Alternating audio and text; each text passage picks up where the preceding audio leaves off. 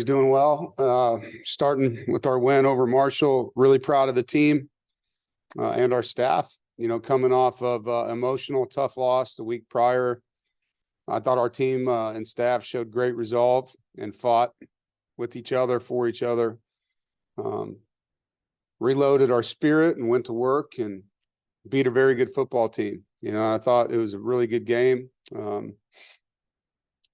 You know, it was a team win, and that was the biggest thing we wanted to see was offense, defense, special teams, and the energy of our sideline working together.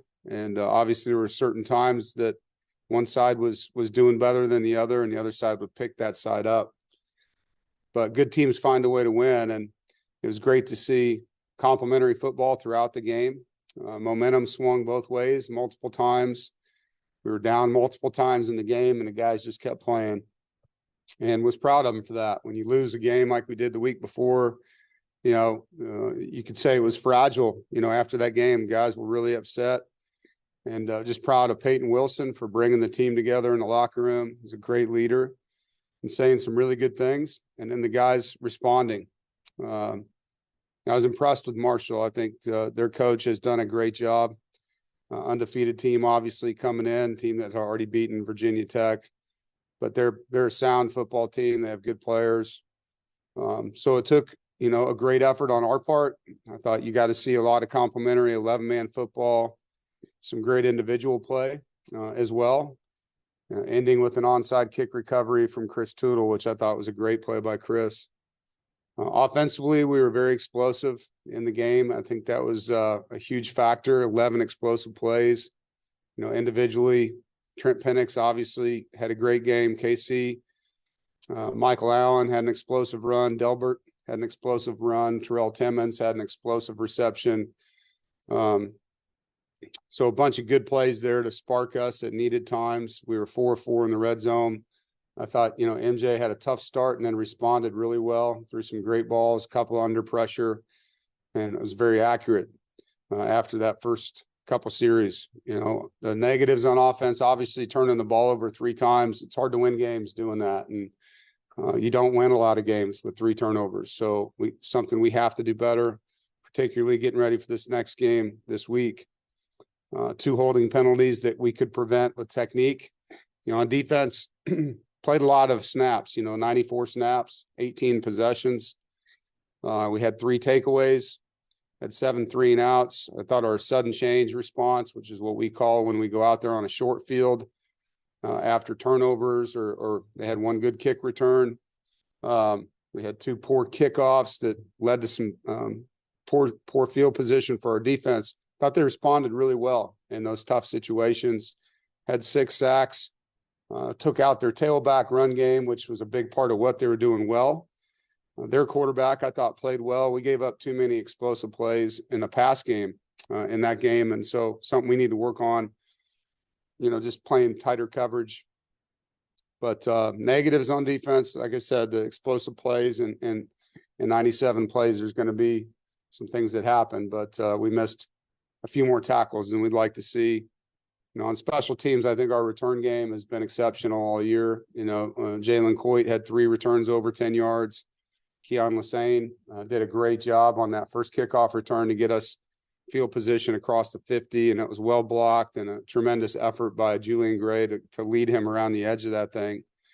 You know, our kicker, Braden, has done a nice job. He was 2 for 2, and then Caden Noonkester, you know, had his first career shank, hopefully his last, but was really impressed with how he responded, you know. And then at the end of the game, we needed a big punt. He gave us one down on the 1-yard line.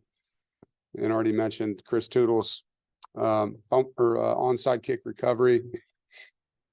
With that, looking forward to the first of 3 in-state games for us in conference, and opportunity to go play a very good Duke football team. Mike Elko, I've known a long time, have a great amount of respect for, and he's done a great job. They have a really good football team. They're a stout defensive front.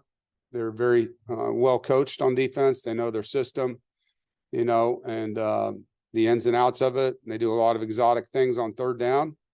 Good blitzes, good bluffs off their blitzes. The kids understand what they're doing, and they're well coached. and they're one of the better teams in the country at getting the ball back. Last year they led the nation in forced fumbles. And so we have to do a great job of taking care of the football and protecting it, and protecting the runners with blocking, and the quarterback with protection. And it's going to be a great challenge. Their front does a really good job. Their line stunts with their 4-man rush packages and different things that they do. Offensively, they've been balanced. Not sure which quarterback's playing for them, and have tremendous amount of respect for Riley. Man, what a difference he's made in their program. Their tailback, Jordan Waters, thick, strong, has good balance, vision.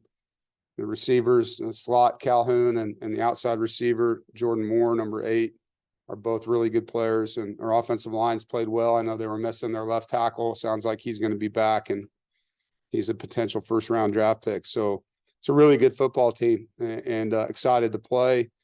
He's done a great job there, and I haven't been to Duke in a long time, so look forward to playing them in their stadium. I know our guys are excited, and they're coming off a bye week, so we expect them to probably be pretty rested compared to us. But I know the team coming out of the locker room was excited, not just to have the win, but to have an opportunity to go play such a good team this week. Questions? Corey?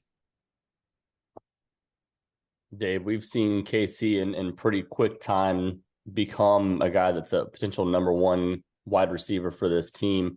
What have you seen from him in terms of his growth? And you talked about, obviously, Caden Noonkester having the shank earlier this week, but he also, dropped a ball early on in the game and bounced back with 2 touchdowns in that one as well. Yeah. He's just getting better each week. He's very comfortable in the offense. I think just fundamentals, improved as the season went on. You saw, a couple of his drops were him looking to run before he completed the catch. And those are things that happen if you don't finish the process of catching the football. And the thing you love about KC is that he's a fast learner. When he does make a mistake, he makes it full speed. He learns from his error. He's very competitive. He's one of these guys that doesn't want to repeat mistakes. And those are the kind of guys you like to coach. Obviously, he's a talented runner with the ball as well. And I liked, the game plan to be able to get him the ball in more ways than one. Sometimes you can put things on the board. Hey, we're going to throw it to him here, throw it to him there. And it doesn't always work out that way based on how they cover a guy or double team a guy, or maybe just the pass rush doesn't allow the quarterback that opportunity. And that's happened. It's happened to several players in our offense, this year.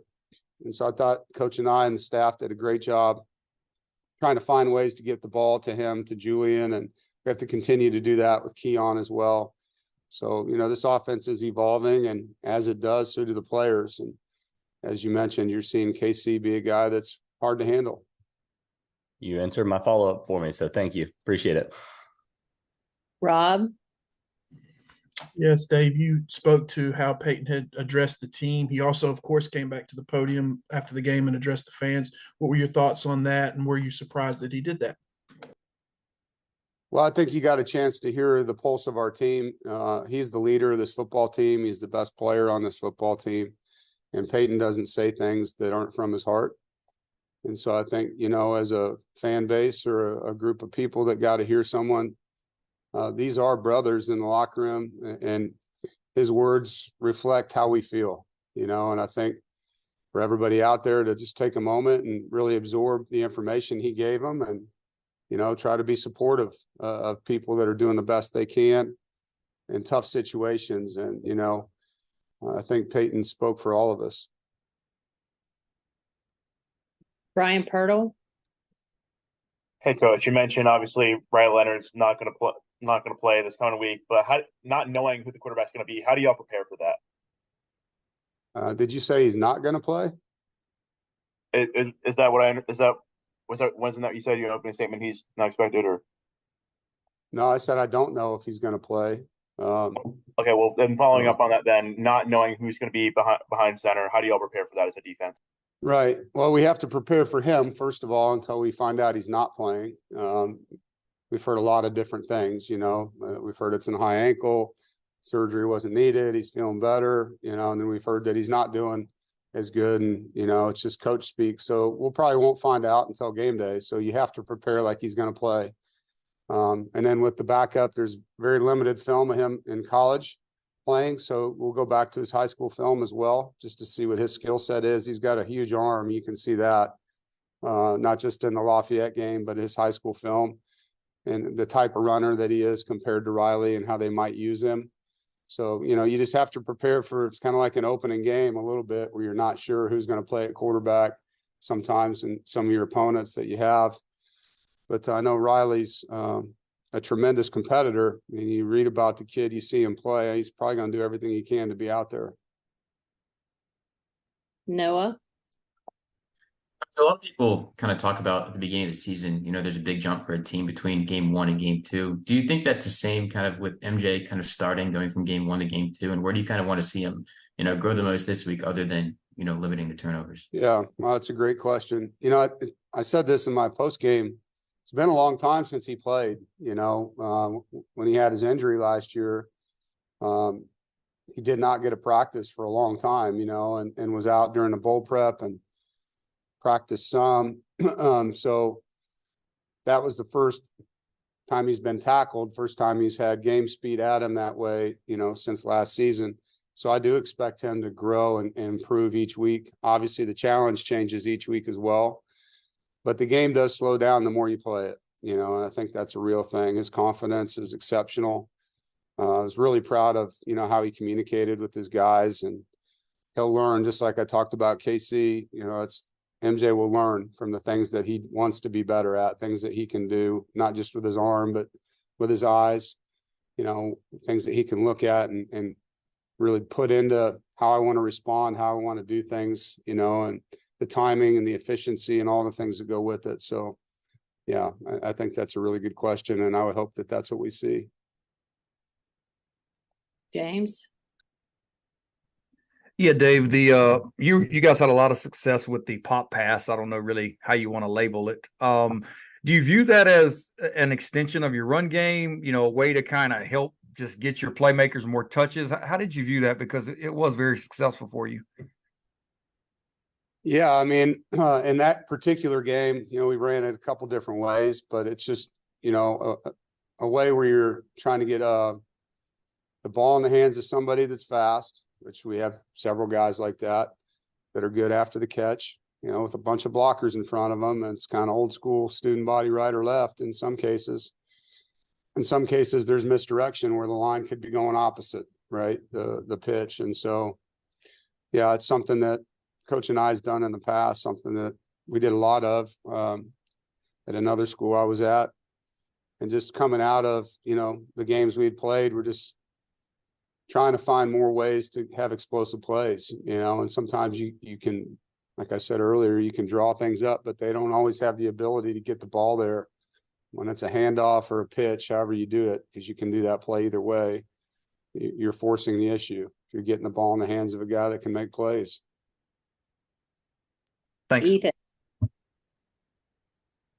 Coach, Marshall came into Saturday averaging 4 sacks per game, and you guys held him to 2. Just how would you assess the offensive line plays? Yeah, it was better. I mean, having Dylan McMahon in there makes a huge difference. His experience, his talent at center. Like I said, it also allowed Coop to play guard. And for Coop, I think having 2 games under his belt at center and now moving over to guard only helps him. And during the week, obviously the guys up front and really as an offense, we all knew we had to play better around the quarterback, like I said last week. And the O-line took that to heart. We talk about blocking for one more second, just, one Mississippi, like just one more second so the back can have a bigger hold or quarterback can have a little bit more time to throw untouched, receiver one more step to get open.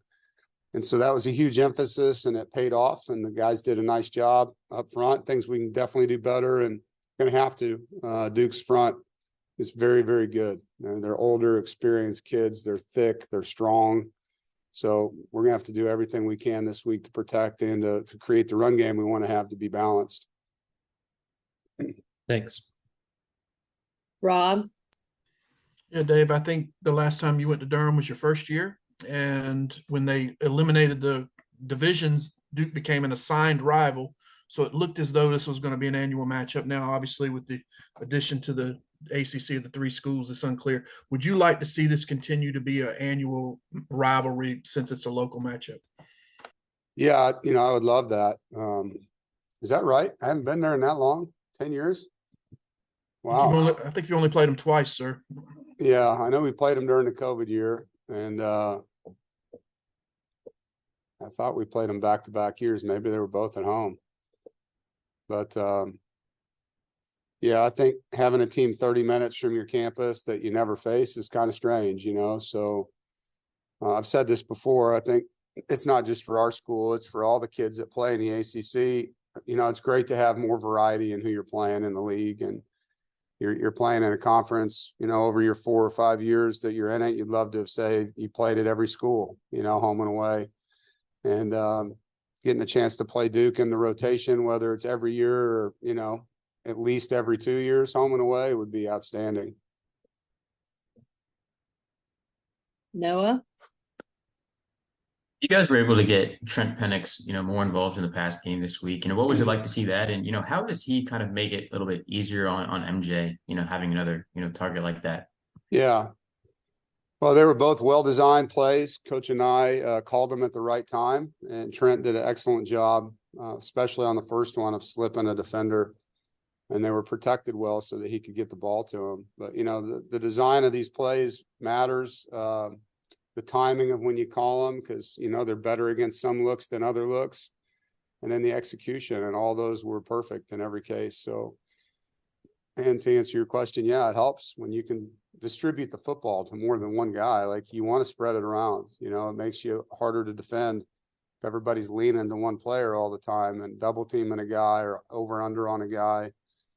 That means other people have a chance, and so I know that's something Robert's really trying hard in his game planning to do, is try to get the ball to Julian, to Keon, to Trent, the guys that have shown over the years that they deserve that, and they've worked hard. And so that's the continuation of this thing. And it's been a lot of things happen. You look at the 6 games between the quarterback change and the injuries we've had, the running back position changes, the center. So it's a work in progress. And I think, to see us put up 48 points last week against the top 20 defense, that was great progress. JC? You've had some thrilling games over the years where the final 40 seconds means so much. How hard is it to just kind of keep all the moving parts, together? I mean, we've seen some very high profile situations in the last couple of weeks where it just shows how hard it is to keep those last 30, 40 seconds smooth. Are you referring to what happened? I'm not going to call out any other program, but I mean, it just does show that whether it's 10 people on defense or taking a knee on offense, I mean, there's a lot of moving parts. Games are hard to win, man, and they're precious too. And yeah, I mean, each one of these last 40 seconds of the game has definitely shortened my lifespan. Probably, I don't know, in dog years, 14 or 15 years are gone now because of that final 60 seconds of stress. But our kids are well coached. They understand situational football. We spend a lot of time on the final 4 minutes of games, whether it's us trying to finish a game with the football or get the ball back, which you saw in the Louisville game. Our defense did a great job, back-to-back series of getting the ball back for our offense. We practice that stuff all throughout camp. We practice it during the week. Every Thursday and Friday, we're reviewing game-ending plays. And because when you get to them, man, if the guys don't know what to do, boy, it can ruin the entire day, And so you've got to do a great job. And then you have to communicate as coaches too, like the timing that's left, how many timeouts are involved, what's going on there. Can we take a knee? Do we need to run a play? There's a lot of thought that goes into that, a lot of communication on the staff too. James? Yeah, Dave, I know at times here you've been really successful at the end of the first half scoring, putting drives together. This game was really kind of odd. You had one possession where you ran it a few times, you got it back with a minute to go, and then you were really aggressive. How do you balance that? I mean, what factors go into that each week? Yeah, that's a good question. You know, I think sometimes it's just a feel for what's going on with the team. And we were getting the ball back a lot of times at the first play too of that drive. Mhm. Like, you know, sometimes these teams put their dime defense out there. You run the ball thinking that you're running into a light front, you might pop one, right? And then you get TFL and you're like, well, that didn't work. You know, what are we going to do here? So I think it's a game of percentages, how many timeouts you have left and how you're feeling about your kicker, all those different things. And a lot of it is a gut feel, you know, it is. And I know everybody in the crowd always wants you to go, go, go. But, you know, the last thing you want to do is turn the ball over and give the other side a chance to score before you go in too. So you have to be calculated in it. You have to go with what you really feel is going on with your team in that moment, you know, and how they look going out on the field. Are they confident in that moment to go score? I do prefer to be aggressive, but I'm not going to hang our defense out if I'm not feeling like it's a good time to, you know, put a foot down. Noah. Kind of touched on it, after the game, but Michael Allen and Delbert Mims both got going in this game. What was different and kind of being able to open up the run game with the running backs, in this game than, some of the previous ones? Well, I think it starts with the O-line. You know, those guys did a better job opening up holes for them. They sustained their blocks just a little bit more. And when I say O-line, that's inclusive, of anyone else blocking on the play. They're the tight ends. Sometimes are involved on that. The fullback, the receivers down the field really strained. You'll see Bradley Rosner and Keon and Porter Rooks and guys fighting down the field to help guys. And then the backs just, man, they hit it. When they saw those holes, they hit it. There's no hesitation. So it's 11-man football when you bust a big run. It's usually not just one thing. And it was great to see. It's really good to see in the run game because that opens up so many other things when you're not one-dimensional. Kate. Coach, you guys have won each of your games away from Carter Finley this year. Obviously, this is a road game, but a little different where it's not too far from home. Is there any added, ease knowing that your routine doesn't have to shake up too much with the game just 30 minutes away? Well, it's nice to stay in our team hotel. There's a routine there. There's a comfort in that. But we have played well on the road, and I would expect our team, regardless of whether we're home and away, to go perform at a high level. I think that's the one thing. This team, they're a fun group of guys, man. They really are. And I know they're excited about playing at Duke. Nobody in the locker room has had that opportunity yet. It's a team that's gotten a lot of deserved notoriety this year with their win over Clemson and the way they played Notre Dame down to the final. And that was a crazy ending. 4th and 16, they had them. The quarterback runs for 16 and an inch, to get it, and then they win. So they had that game in their grasps. It's a good football team, and look forward to playing them, in their stadium. I know the environment will be good, and their fans and students have gotten behind them. And so we look forward to that as well. James. Yeah, Dave, I did want to ask you about your D-line. I know you've talked a lot about what you're getting from Davin Van and CJ and Savion, but it really feels like that second group, there's not much drop-off. Just discuss your depth up there. Well, I think, first thing, Red Hibbler has really been a factor for us, as a pass rusher when he comes in the game, and he's getting to the quarterback. He's forcing fumbles. He's creating havoc. Brandon Cleveland, I thought, played really well. When he was in there, him and CJ, that rotation. And then Noah Potter's just a strainer, man. He plays so hard, when he comes in the game. And Travali Price plays so hard, so there's a 7-man rotation for those 3 spots, and the guys are keeping each other fresh, and the disruption continues to be effective. And the different guys that coach is bringing on blitzes have also, come the right way. We talk about blitzing in a certain way. It needs to be violent. It needs to be just attacking, and downhill and being able to get off blocks and jump over people. And So there's just a demeanor to it. And I like the way those guys are playing. I mean, I'm super impressed with the strain and disruption, Davin Van and Savion and CJ. And then there's just a standard of play in that room now. Like if you're going to take reps from them, you better come in and deliver. And the guys are really responsive in that way. It feels like with that front, you've got a little more versatility where you don't maybe have to blitz as much because you can get that pressure maybe more than in the past. You know, I don't know. A few years ago when we had Daniel Joseph and Levi Jones, we didn't blitz a lot that year, and those guys were very productive as pass rushers. I think definitely more after that group left, we've you know, haven't had the same ability maybe in a 3-man rush that we have now. There was multiple times in the game Saturday where there was one play in particular, Savion and Davin were both double teamed. They chipped with the tight end on one side and they slid the other side, and both of them split the double teams and met in the backfield on the QB. I mean, that's just awesome strain by two guys, you know. And so I think our defense is one, James, that we can't be one dimensional, you know, like what we do, it has to be mixing it up. You know, we're stunting, we're blitzing, we're showing, we're dropping 8, we're bringing guys, and it's just a constant make you think after the snap if we can, not before, on what's coming and where it's coming from. Appreciate it. Yep. Jaden. Can you give an update on Rakeem Ashford? Yeah, unfortunately, Rakeem is out for the year. Knee injury, got, you know, flew into the side of his leg and can't go into the specifics of it, but it's going to require surgery. And I felt so bad for him.